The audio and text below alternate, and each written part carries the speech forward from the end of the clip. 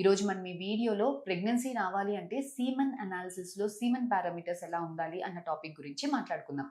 Hello అండి. నేను మీ doctor Anusha Reddy, fertility expert, 49 fertility centre Warangal branch. మగవాళ్ళు చాలామంది ఫెర్టిలిటీ చెకప్స్‌కి రావడానికి అవాయిడ్ చేస్తారండి. ఫస్ట్ ఆడవాళ్ళని పంపిస్తారు. మీరు వెళ్లి చెక్ చేసుకోండి. అంతా బావుంటే ట్రీట్మెంట్స్ తీసుకోండి. అప్పుడు కూడా రావట్లేదంటే అప్పుడు నేనొస్తాను అని అంటారు.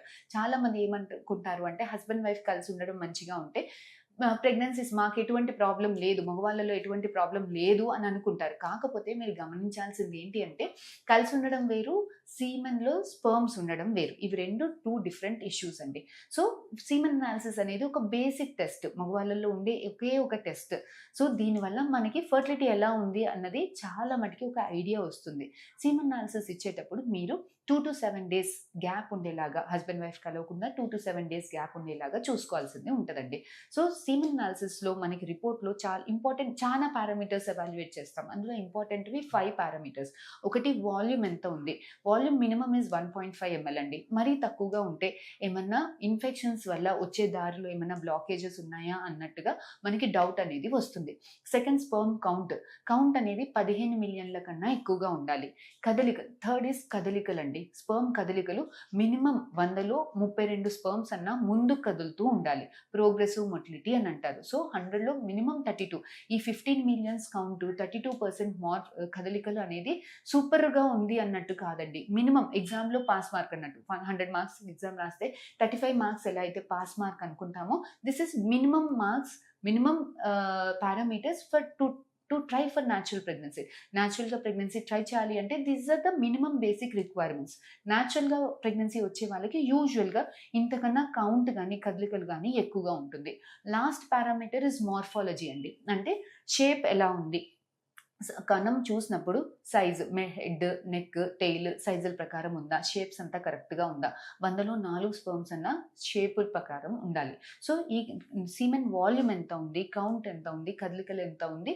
మార్ఫాలజీ చూడటానికి కణాల షేప్ ఎలా ఉంది? ఇవి ఇంపార్టెంట్ పారామీటర్స్ సీమెన్ అనాలిసిస్‌లో. ద ఫిఫ్త్ పారామీటర్స్ ఏంటి అనంటే పస్ సెల్స్ ఉన్నాయా? లోపల ఏదైనా ఇన్ఫెక్షన్ సెల్స్ ఉన్నాయా? సో, ఈ ఇన్ఫెక్షన్ సెల్స్ ఉన్నప్పుడు సీమెన్ కల్చర్ సెన్సిటివిటీ అంటే ఎటువంటి ఇన్ఫెక్షన్ ఉంది? దీనికి ఏ రకమైన యాంటీబయాటిక్స్ పెట్టాలి అని సీమెన్ కల్చర్ సెన్సిటివిటీ చేసుకొని అందులో దాని ప్రకారంగా యాంటీబయాటిక్ టాబ్లెట్స్ తీసుకోవడం అనేది చాలా ఇంపార్టెంట్ అండి.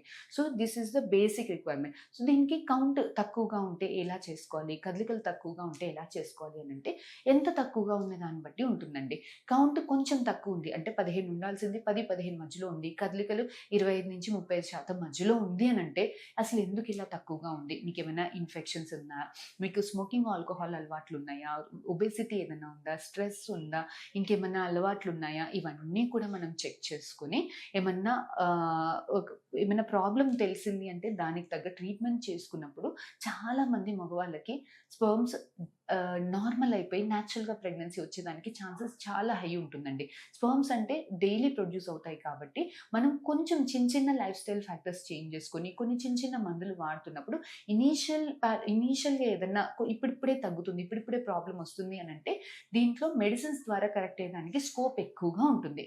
లేదు స్పెర్మ్స్ 5-10 మధ్యలో ఉంది. కదలికలు 20-25 మధ్యలో ఉంది. అంటే కొంచెం ఎక్కువగానే డ్యామేజ్ జరుగుతుంది. దీంట్లో కరెక్ట్‌గా మీకేం ప్రాబ్లమ్ ఉంది? వారికోసిల్ ఉందా? ఇంకేమన్నా ఉందా? చూసుకొని దానికి సంబంధించిన ట్రీట్మెంట్ తీసుకుంటూ మీరు ఐయుఐ ట్రీట్మెంట్స్ అంటే వన్స్ మీ స్పెర్మ్స్ కొంచెం ఇంప్రూవ్ అవుతుంది. 10 మిలియన్స్ కన్నా కొంచెం ఎక్కువ అవుతుంది స్టార్ట్ చేసినప్పుడు ఐయుఐ ట్రీట్మెంట్స్ సహాయం తీసుకొని ప్రెగ్నెన్సీ ప్లాన్ చేసుకోవాల్సింది ఉంటదండి. ఇలాంటి వాళ్ళల్లో ఇనీషియల్ స్టేజెస్‌లోనే డ్యామేజ్ మనం తొందరగా ఐడెంటిఫై చేసినప్పుడు కరెక్షన్స్‌కి స్కోప్ ఎక్కువగా ఉంటుంది. లేదు మీ స్పెర్మ్ కౌంట్ 5 మిలియన్స్ కన్నా తక్కువగా ఉంది. కదలికలు 15-20% కన్నా తక్కువగా ఉంది. మార్ఫాలజీ చాలా బ్యాడ్‌గా ఉంది. మనకి కారణం ఏమీ ఐడెంటిఫై అవ్వట్లేదు. లేదంటే ఐడెంటిఫై అయింది. కానీ ట్రీట్మెంట్ ఇస్తుంటే ఇంప్రూవ్ అవ్వట్లేదు. ట్రీట్మెంట్ ఇస్తుంటే ఇంప్రూవ్ అవ్వట్లేదు అంటే ఎన్ని రోజులు ట్రీట్మెంట్ చూస్తాము అంటే మాక్సిమం ఈస్ 3 మంత్స్ అండి. 3 మంత్స్ ట్రీట్మెంట్ ఇచ్చినా కూడా ఏమి ఇంప్రూవ్ అవ్వట్లేదు అనంటే then you have to seek for IVF అండి. ఐవీఎఫ్ ఎంచుకుంటే దీంట్లో సక్సెస్ రేట్స్ అనేవి ఇలాంటి వాళ్ళలో ఎక్కువగా ఉంటుంది. కొంతమందికి ఏంటంటే స్పెర్మ్ కౌంట్స్ 1,000,000 కన్నా చాలా తక్కువగా ఉంటుంది. 1,000,000 కదలికలు పురాగా చాలా తక్కువగా ఉంటాయి. ఇలాంటి వాళ్ళలో ఐవీఎఫ్ కాకుండా ఇక్సీ చూజ్ చేసుకున్నప్పుడు డైరెక్ట్‌గా ఎగ్ లోపలికే స్పెర్మ్స్ ఏస్తాం. ఐవీఎఫ్ అంటే ఎగ్ చుట్టూతా వేస్తాం. ఇక్సీ అంటే ఎగ్ లోపలికి స్పెర్మ్ ఏస్తాం. సో, ఇలాంటి వాళ్ళలో ఇక్సీ పద్ధతిలో మనం ఎంబ్రియోస్ తయారీ చేసుకున్నప్పుడు సక్సెస్ రేట్స్ అనేవి బావుంటుంది. కొంతమందికి ఏమవుతుంది అంటే స్పెర్మ్ కౌంట్ కంప్లీట్‌గా జీరో ఉంటుంది. ఇలాంటి వాళ్ళలో అసలెందుకు జీరో ఉంటుంది? చాలా మందికి డౌట్ ఉంటుంది.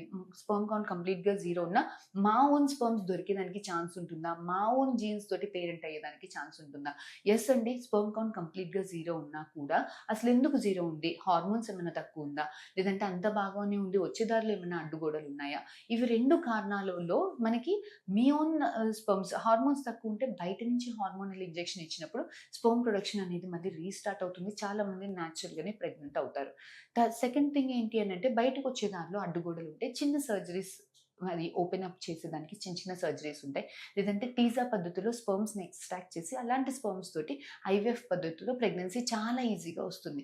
కాకపోతే కొంతమందికి టెస్టిస్ ఫెయిల్ అయిపోతుందండి. ఇది మనకి పుట్టుకతోనే ఉండొచ్చు. పుట్టుకలప్పుడు చాలా బేబీ పుట్టినప్పుడు కొంతమందికి తొందరగా టెస్టిస్ జారకుండా పొట్టలోనే ఉంటాది. కొంతమందికి హైడ్రోసిల్ హెర్నియా ఇలాంటి ఆపరేషన్స్ చిన్నప్పుడు ఉంటుంది. చిన్నప్పుడు ఏదైనా దెబ్బలు తగులుతుంది. ఏదైనా ఇన్ఫెక్షన్ అయింది. లేదు ఇంకేదైనా జెనెటిక్ కండిషన్ ఉంది. లేదు కొంతమందికి ఏం ప్రాబ్లమో కూడా ఫైండ్ ఔట్ అవ్వదు. చాలా మందికి అన్నోన్ కాజెస్ వల్ల స్పెర్మ్ కౌంట్స్ టెస్టిస్ కంప్లీట్‌గా డ్యామేజ్ అయిపోతుంది. ఇలాంటి వాళ్ళల్లో మాత్రం కొంచెం స్పెర్మ్స్ దొరికేదానికి అవకాశాలు కొంచెం తక్కువగా ఉంటుంది. టీజా చేసినప్పుడు 10 మందిలో నలుగురికి మాత్రమే టీజాలో స్పెర్మ్ దొరికేదానికి ఛాన్సెస్ ఉంటుంది. ఇలాంటి వాళ్ళకి మన దగ్గర మైక్రోటీజీ పద్ధతిలో అడ్వాన్స్డ్ మైక్రోటీజీ పద్ధతిలో స్పెర్మ్స్ ఎక్స్ట్రాక్ట్ చేసి వాళ్ళ ఓన్ జెనెటిక్ మెటీరియల్ తోటి వాళ్ళకి ప్రెగ్నెన్సీని ఇచ్చేదానికి స్కోప్ అనేది ఉంటుందండి. సో, ఇదండి సీమన్ అనాలిసిస్ గురించి మీకు ఇన్ఫర్మేషన్. ఏం పారామీటర్స్ చూస్తాము, తక్కువగా ఉంటే ఎంత తక్కువగా ఉంటే ఏ ట్రీట్మెంట్స్ ఎంచుకోవాలి అన్న దాని గురించి ఇన్ఫర్మేషన్. ఫర్దర్‌గా మీకు ఇంకేమైనా డౌట్స్ ఉంటే please do contact us. Will definitely get back to you. Thank you.